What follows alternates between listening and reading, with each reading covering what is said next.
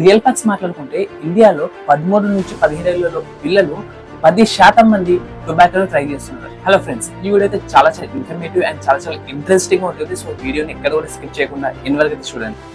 మీకు తెలుసా, ఓ 14 ఏళ్ల పిల్లవాడు పక్కన షాప్కి వెళ్ళి చాక్లెట్ కి బదులుగా సిగరెట్ కొట్టున్నాడని. ఆ పిల్లవాడికి ఏం తెలుసు ఇది తప్పని?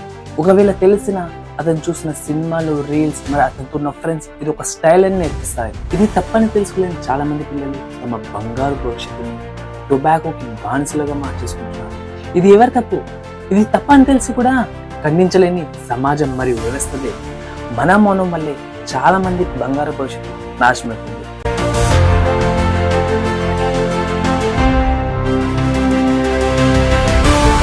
హలో వ్యూవర్స్, ఐ యామ్ సైన్ ఇంజిరా. మీకు తెలుసా, 2019 GYTS 4 ప్రకారం ఇండియాలో 10 నుంచి 17 ఏళ్ల లోపు పిల్లలు టొబాకోను ఎక్కువగా వినియోగం చేసిన రాష్ట్రాలు టాప్ 6 గా మనం చూసుకుంటే, first Mizoram, second Arunachal Pradesh, third Nagaland, fourth Meghalaya, fifth Sikkim and sixth Uttar Pradesh. And ఇక్కడ మనకి ఏపీ వచ్చేసి ఏపీలో 2.6%, అంటే 100లో దాదాపు 3 టొబాకోని యూజ్ చేస్తున్నారు.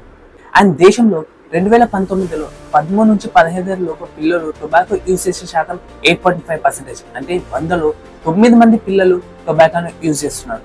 ఈ టొబాకో యూసేజ్ ఎక్కువగా మనకి తూర్పు మరియు ఉత్తర రాష్ట్రాల్లో ఎక్కువగా కనిపిస్తుంది. ఇక్కడ మీకు ఒక రియల్ స్టోరీ చెప్తా.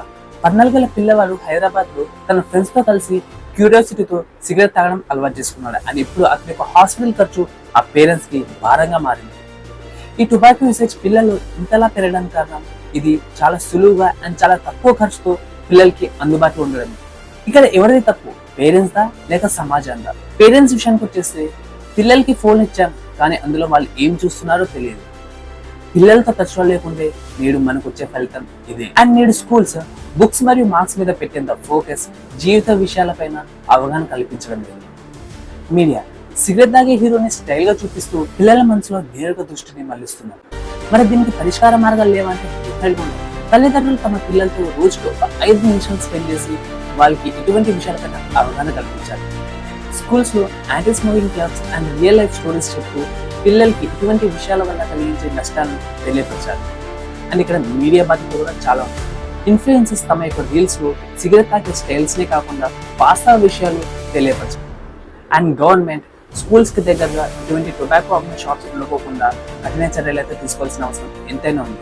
ఫైనల్ గా నేను చెప్పేది ఒకటి, పిల్లల భవిష్యత్తు ఒక్క మాటగా మారుతుంది. సిగరెట్ తాగొద్దని చెప్పడం అంత సులభం కాదు. అది ఎందుకు తాగొద్దు అని అర్థమయ్యేలా చెప్పాలి. మనం మారితే మన పిల్లలు మారుతారు. సో ఇది వ్యూవర్స్ ఈ రోజు యొక్క వీడియో.